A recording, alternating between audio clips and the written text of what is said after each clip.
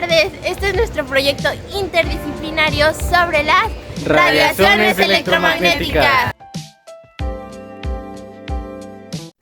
Hola, buenas tardes. Yo voy a empezar definiendo correctamente qué son las radiaciones electromagnéticas. Una radiación electromagnética es una combinación de campos magnéticos y eléctricos oscilantes que transportan energía de un lugar a otro y no requieren materia para avanzar. ¿A qué voy con esto? Hay muchas radiaciones electromagnéticas alrededor de nosotros, como por ejemplo la luz solar. Sin embargo, no las podemos ver, pero sí se pueden medir a través de unas ondas que explicaré más adelante. Se miden por medio de ondas senoidales como las que están viendo en pantalla. Estas ondas constan de varias partes, como son la cresta, la amplitud de onda, el valle y la longitud de onda. Esta longitud se mide con una letra que se llama lambda, que es la que pueden ver en color naranja.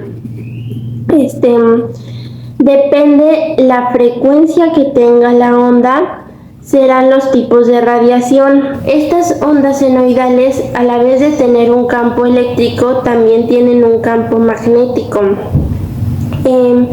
Entonces, una cosa que hay en la física y astrofísica que aún no se ha podido resolver es si estas ondas pueden viajar a la velocidad de la luz, pero a la vez tienen un campo eléctrico, ¿cómo es que se libera ese átomo de su masa para viajar en forma de fotones, que es una partícula subatómica, a la velocidad de la luz? Entonces es una disyuntiva que todavía hay en la física para que se pongan a pensar. Las radiaciones electromagnéticas se clasifican mediante el espectro electromagnético de frecuencia. Las radiaciones de alta frecuencia, que son las superiores entre los 10 y 17 Hz, son ionizantes. Las radiaciones no ionizantes son de menor energía y no son capaces de ionizar la materia. Bueno, una radiación es ionizante cuando al interaccionar con la materia produce la ionización de los átomos de la misma. Es decir, que se puede desprender electrones de los átomos originando partículas con cargas y pueden ser corpusculares o electromagnéticas. Y bueno, ¿cómo se clasifican prácticamente? Esto se basa en la longitud de onda que tenga cada una y con base a eso se clasifican dos partes, que son las ionizantes y las no ionizantes.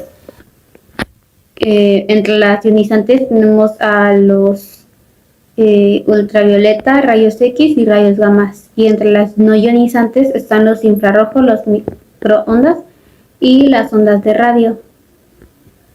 Y pues como dije, varía entre la longitud de onda, que esta es la diferencia de cada una de ellas. Entonces las microondas tienen una longitud entre los 10 milímetros y 1 metro. La longitud de onda de radio viene siendo entre 100 kilómetros y 100 micrómetros. Y la longitud de onda de los infrarrojos es entre 15.000 nanómetros y 760 y 780 nanómetros. Después de esos están las ionizantes, que son los rayos X, y su longitud de onda es entre los 10 nanómetros y el 0,01 nanómetros. Los ultravioleta son con una longitud de 320 nanómetros y 10 nanómetros. Y los rayos gamma, que son los más dañinos, están por debajo de los 0,01 nanómetros. Y bueno, yéndonos a sus características, las ondas de radio son las radiaciones menos energéticas y de mayor frecuencia. Están dentro del espectro y pueden ser generadas de forma natural por fenómenos tales como son los relámpagos. Más que nada son conocidas por su creación artificial. Luego están las microondas. Su rango está incluido dentro de las bandas de radiofrecuencia, que en concreto es de las de frecuencia ultra alta. Y una de las aplicaciones más conocidas son las de los hornos de microondas. están los infrarrojos, que se limitan así con el color roja de la luz visible y de ahí que se le conoce como los infrarrojos.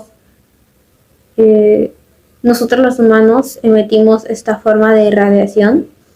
Y luego están los ultravioleta, que nuestros ojos no pueden percibirla y pues es parte importante de los rayos solares. Puede producir efectos en la salud humana. Igual están los rayos X, que pues tienen una baja longitud de onda y atraviesan la materia gracias a su poder penetrante. Por último están los rayos gamma, surge de fenómenos nucleares por desexcitación de un protón o un neutrón, pues la atmósfera terrestre absorbe estas radiaciones. A continuación les explicaré la importancia de la radiación en las telecomunicaciones. Las radiaciones electromagnéticas son esenciales para el desarrollo de las telecomunicaciones, ya que las telecomunicaciones implican la transmisión de información a través de espacio utilizando ondas electromagnéticas. Estas ondas son una forma de radiación electromagnética y se propagan a través del espacio de la velocidad de la luz. Las ondas electromagnéticas se pueden transmitir a través del aire, del vacío y de otros medios por cables o por fibra óptica. Las radiaciones electromagnéticas se utilizan en diferentes frecuencias para diferentes aplicaciones de las telecomunicaciones. Por ejemplo, las ondas de radio se utilizan para transmisiones de señales de la radio y también de televisión, mientras que en el microondas se utilizan para la transmisión de señales de telefonía móvil y de satélite. La tecnología de las telecomunicaciones también utiliza otras formas de radiación electromagnética, como rayos infrarrojos y rayos láser, para la transmisión de información a través de medios inalámbricos y también por cable. En resumen, se podría decir o se concluiría con que la radiación electromagnética son las bases fundamentales de las telecomunicaciones y estas han permitido el desarrollo de nuevas tecnologías que nos permiten comunicarnos y compartir información de manera rápida y eficiente a través de grandes distancias. Se podría decir que las radiaciones electromagnéticas son el base o el sustento que hacen posible las telecomunicaciones. Como punto número 1, la historia del telégrafo en México tiene sus orígenes de la figura de Juan de la Granja, a quien actualmente se le reconoce por haber establecido en nuestro país el telégrafo electromagnético. La primera demostración pública del telégrafo eléctrico la realizó el propio Juan de la Granja el 13 de noviembre de 1850 entre el Palacio Nacional y el Colegio de la Minería. Como segundo punto, también fue uno de los más importantes, fue la primera línea telegráfica ubicada entre la Ciudad de México y el pueblo de Nopalucan, que está en el estado de Puebla. Se inauguró el 5 de noviembre de 1851 por el presidente de la República de ese entonces, Mariano Arista, y pues obviamente acompañado por Juan de la Granja como gerente general de telégrafos. Unos años después de eso se realizó el primer enlace telefónico el 13 de marzo de 1878. La infraestructura de este nuevo servicio se empezó a gestar en la década de 1880 y 1890. La Compañía Telefónica Mexicana, más tarde Compañía Telefónica y Telegráfica Mexicana, entre la empresa de Ericsson de S.A. y LM de Ericsson CIA. Otro desarrollo de fue la llegada de la radiofusión a México en 1921. Los hermanos Pedro y Adolfo Gómez Fernández instalaron su equipo de transmisión en la planta baja del Teatro Ideal de la Ciudad de México. Su programa se emitía los sábados y domingos de 8 a 9 de la noche y se mantuvo al aire del 27 de enero de 1922 en Monterrey. Su emisora TND, Tarnava Notre Dame, que estuvo al aire algunos meses. En ambos programas las primeras emisiones fueron musicales con la presencia de declamadores. Otro de los sucesos que también fueron muy importantes o marcaron el desarrollo telefónico en México fue el nacimiento de Telmex, el cual la historia de Telmex, de la compañía telefónica de México, tiene su inicio desde 1876, año en el que se fundó el primer teléfono. La empresa fue propiedad del gobierno mexicano hasta 1990, cuando se privatizó y pasó a ser parte propietaria o independiente Telmex. Ahora, pasándonos a un nuevo tema o un nuevo punto, fue la primera transmisión de televisión por cable. Esta surgió en el año de 1954, en enero, que se llevó a cabo la primera transmisión a blanco y negro en México desde el cuarto de baño de casa con el número 74 de la calle Havre, en la colonia Juárez, en la Ciudad de México, lugar en el que vivía el ingeniero Guillermo González Camarena. A las 8:30 se inauguraría oficialmente la primera estación experimental de televisión latinoamericana en México. La importancia del descubrimiento o invención de la televisión reside en convertirse en un medio de comunicación masivo, donde la mayoría de los ciudadanos del mundo están expuestos o estaban muy interesados en ella, cumpliendo el objetivo de hacer influencia y entretenimiento al público. Otro tema a tocar también o desarrollo es el inicio de la telefonía móvil en México, el cual se remonta a 1977, cuando se le solicitó a la SCT de México, Secretaría de Comunicaciones y Transportes, una concesión para instalar, operar y explotar un sistema de radiotelefonía en el Distrito Federal, a lo cual a los pasos del año el sistema o operaciones de telefonía empezaban a llegar en el Distrito Federal y también en las zonas urbanas. Otro desarrollo también fue de la compañía Telecom, la cual se creó en el año de 1986 como Telégrafos Nacional de Telecomunicaciones de la Secretaría de Comunicaciones y también de Transportes. Se modificó a Telecomunicaciones el 17 de noviembre de 1989. Uno de los temas que fueron un gran impacto también como desarrollo para las telecomunicaciones en México fue el primer satélite como telecomunicación en México, el cual fue llamado el Morelos 1. Fue puesto en órbita el 17 de junio de 1985 por el transportador Discovery de la NASA, National Aeronautics and Space Administration, desde Cabo Cañaveral en Florida, Estados Unidos, y fue un parteaguas en nuestra historia. Fueron diseñados para servicios de telefonía, también para servicios de teledifusión directa, y se efectuaron experimentos especiales diseñados por científicos mexicanos. Otro desarrollo que también pasó fue el desarrollo de la compañía de AAA. Esta se define como el empaquetamiento de servicios o mejora de contenidos audiovisuales como voz, de banda ancha y televisión. Otro desarrollo también fue el desarrollo de Triple Play Telmex. La industria mexicana de telecomunicaciones en ese entonces es objeto de una fuerte polémica por el Triple Play, servicios que unifica el teléfono, internet y televisión de paga, la cual el Triple Play se podría decir como un desarrollo a la cual se le incrementan diversos o nuevos sistemas operativos. Otro de los temas, los cuales también fueron muy impactantes hasta la fecha, es el lanzamiento del Bicentenario. El gobierno mexicano puso en órbita de manera muy exitosa el lanzamiento del satélite del Bicentenario, el cual se dijo que será una herramienta de primera orden para reducir la llamada brecha digital, que es una de las formas actuales de la desigualdad entre personas, comunidades y regiones, lo cual lo aseguró el secretario de Comunicaciones y Transportes de en ese entonces, Gerardo Ruiz Esparza, en su mensaje dirigido a la comunidad especial minutos después de su lanzamiento. Poco después, a las 3:30, y con el satélite del Bicentenario, se tendría la tecnología más avanzada del mundo para implementarlo en plataformas informativas y bases de datos que se utilizaron para fortalecer la seguridad nacional. A continuación explicaré las características generales de las radiaciones electromagnéticas. Las radiaciones electromagnéticas se pueden describir como ondas sinusoidales que se propagan a través del espacio. Estas poseen características matemáticas que las distinguen y permiten su estudio y su análisis. Una onda sinusoidal de radiación electromagnética se puede distinguir por la siguiente función, donde A es la amplitud de la onda, que representa la desviación máxima de la misma, y con respecto a su valor medio.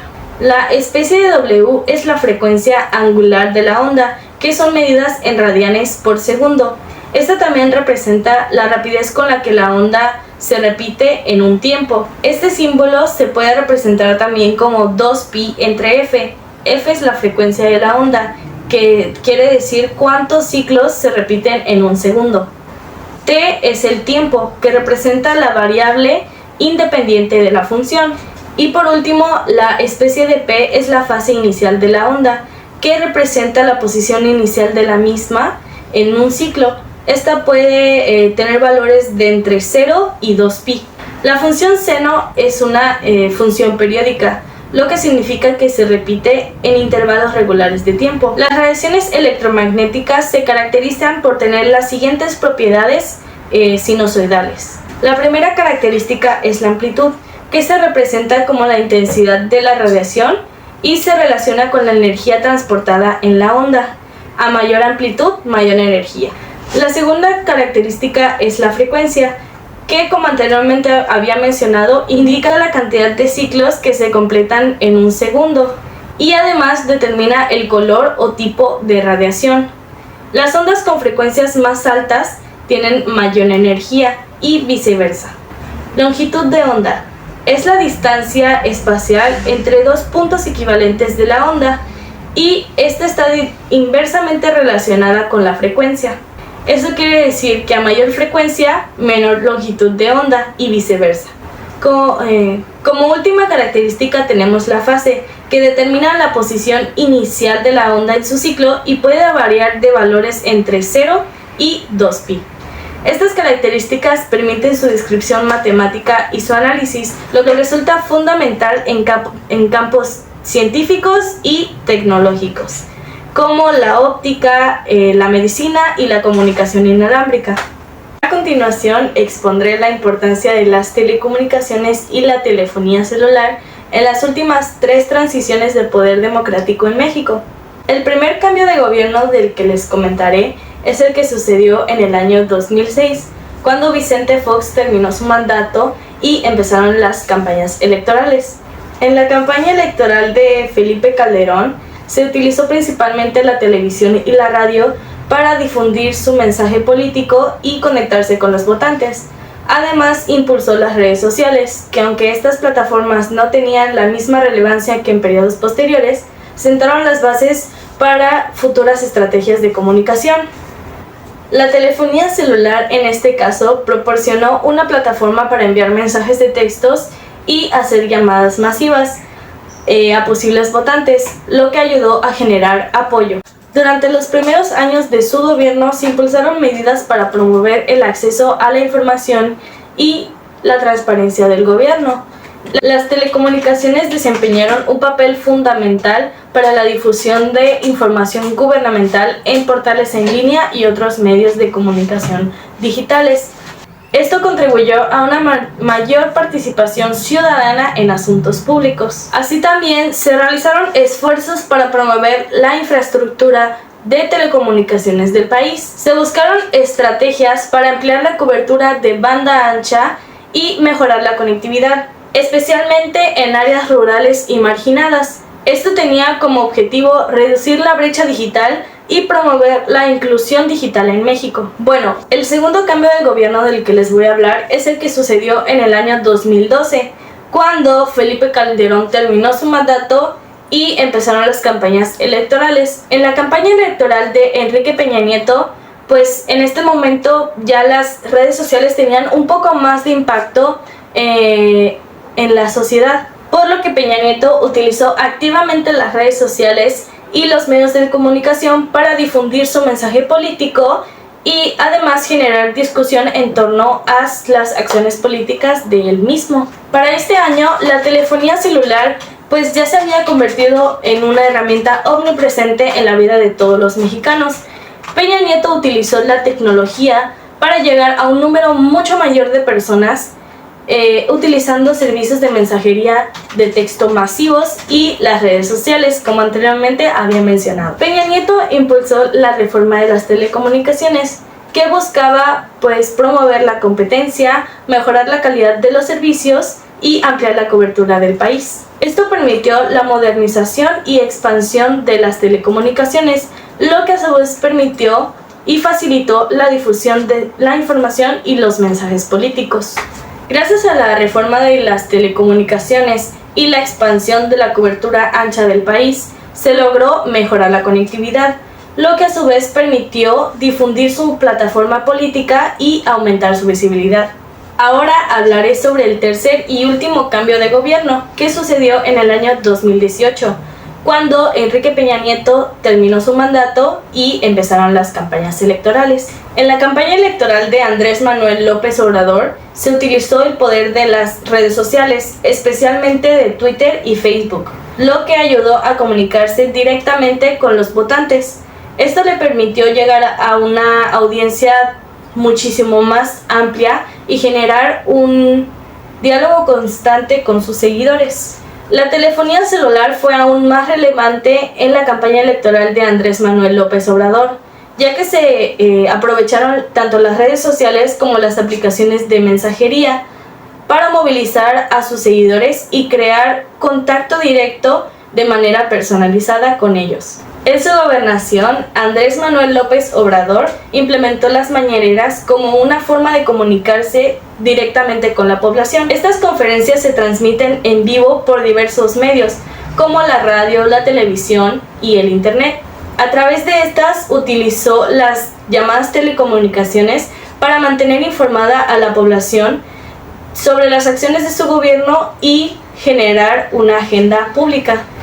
Al igual que Felipe Calderón en su gobierno, Andrés Manuel López Obrador impulsó programas para mejorar la conectividad en áreas rurales y marginadas, como el programa Internet para Todos. Esto ayudó a generar un mayor acceso a la información y a los medios de comunicación, lo que benefició a su estrategia de difusión y a la participación ciudadana. Como podemos ver, la telefonía celular y las telecomunicaciones ayudaron ampliamente en el sector de difusión de información y a la conectividad. Ayudaron a que el gobernador se conectara con sus votantes y sus seguidores. Así, democráticamente hubo una mayor participación ciudadana. Radiación en los seres vivos. Los seres vivos hemos convivido desde nuestros orígenes con la radiación. Sin la radiación no podría haber la vida en la Tierra como la conocemos, porque las plantas utilizan fotosíntesis para alimentarse. Nosotros igual necesitamos de la luz para que se activen las células de nuestros ojos y poder ver. Sin embargo, todo exceso tiene un límite y tiene sus consecuencias. Entonces, estas consecuencias del exceso de radiación se dividen en estocásticas y determinísticas. Ok, ¿qué puede pasar en las estocásticas? Puede haber un daño subletal en el ADN y no tienen dosis umbral, o sea, no dependen de cuánta radiación entre a las células. Puede entrar poca y ya afectar a la célula. ¿Qué es la dosis umbral? Esta se refiere a qué tanta radiación entra a nuestro cuerpo. Los estocásticos pueden traer desórdenes a las células, tanto somáticas como germinales, o sea, las de los óvulos y el espermatozoide. Y los determinísticos, lo que sucede es que sí hay muerte celular y posee dosis umbral, ya que depende de qué tanta cantidad de radiación entre y afecte a nuestras células. Y estas pueden causar daños como quemaduras o incluso cataratas, mientras que las estocásticas pueden causar mutaciones. Bueno, como ya vimos, la radiación puede causar diferentes mutaciones a las células. Entonces, Como vimos, la radiación ionizante es la que tiene mayor, mayor frecuencia y mayor energía. Entonces, ¿qué es lo que pasa? Que cuando entra radiación a nuestro ADN, este le puede hacer dímeros o lo puede modificar. La célula mutada, hay opción de que o se cure o se quede mutada, se quede mal, y de una mala manera, ¿no? Esta mutación puede hacer que en la mitosis estas células copien el material genético de la madre en la mitosis, y estos empiezan a crecer de una manera pues desordenada y maligna, lo que crea que haya tumores. ¿Por qué sucede esta radiación? Es del tipo estocástico y va a pasar que va a entrar la radiación, por ejemplo, a las células germinales, y de alguna manera estos van a mutarse, van a dañarse, lo que puede crear esterilidad, más en el caso de las mujeres, y si hay fecundación con un óvulo dañado, pues se crean las mutaciones como podrían ser el síndrome de Patau, el síndrome de Edwards, el Klinefelter, el signo de la triple X. Estas son mutaciones generalmente a nivel cromosómico. Ahora mi compañera Diana y yo tocaremos el tema sobre las diferentes posturas de la radiación en los seres vivos. Empecemos con la postura a favor. Bueno, la radiación fue un gran descubrimiento para la humanidad. Más que nada los rayos X, que nos ayudan a diagnosticar ciertos problemas que pueden haber en los huesos, o como las quimioterapias, que nos ayudan con enfermedades, más que nada como a curarlas. Bueno, esta radiación se tiene que usar en momentos sumamente necesarios, con un diagnóstico previo. Los médicos tienen que ser muy cautelosos en saber diagnosticar la persona que necesita radiación de una manera correcta y saber pues qué dosis de esta y por cuánto tiempo la necesita. Esta también puede tener efectos secundarios, como son los estocásticos o los determinísticos, que van desde mutaciones, que ya es algo grave, puede ser somática, o de las células germinales, hasta quemaduras o cataratas. Otro punto a favor es que nuestro planeta tiene una poca cantidad de radiación, y esta es beneficiosa ya que ayuda a que hayan más que nada vida, y pues viene esta radiación del sol. Bueno, la radiobiología sigue estudiándose, entonces lo que conlleva esto es que sigue habiendo riesgos potenciales. Como es un tema muy amplio, puede haber personas que aún estén padeciendo lo que les sucedió de la radioactividad, por ejemplo la esterilidad. Entonces se tiene que estudiar muy bien con métodos científicos para saber exactamente qué efectos va a tener a corto y largo plazo. Y pues bueno, el último punto a favor es que más que nada con las quimios se han salvado vidas. Pero también se han perdido vidas. Muchas personas de tanta radiación y quimioterapia no aguantan y mueren. Por lo que mi compañera Diana y yo asumimos una postura que es todo con medidas, nada en exceso. Entonces, ¿a qué nos referimos con esta? Que la radiación es buena, sin embargo, se tiene que utilizar con un diagnóstico médico. Y pues estas serían nuestras posturas y método científico. Gracias.